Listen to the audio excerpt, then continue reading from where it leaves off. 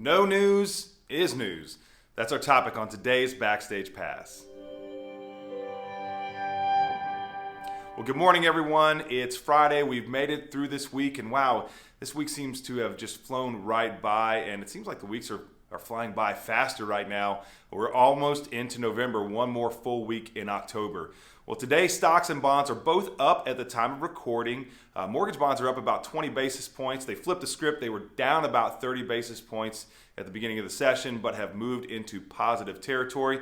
Not sure if they're going to stay there, but we'll take it for now. The 10-year yield is up about 2 basis points, trading at 4.24%. Yesterday, the national average for a 30-year fixed mortgage, well, that rate came in at about 7.37. We expect that to stay about the same today. It just depends on how the bonds move throughout the day, so we'll keep you up to date. Now, as far as this week, or as far as today goes, there's no economic news that's due out today. There could be things that happen. There are some things that are going on over in Europe, including the resignation of the prime minister over there.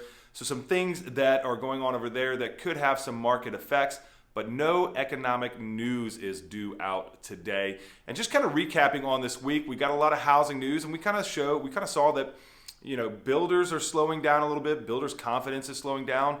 And we also saw that listings are kind of slowing down a little bit. That's seasonal, but also just to recap, a lot of people that own a home right now and they're in a 3 or 4% rate on their mortgage, they don't want to sell and get into a 7% rate right now. So listings are slowing down a little bit as well.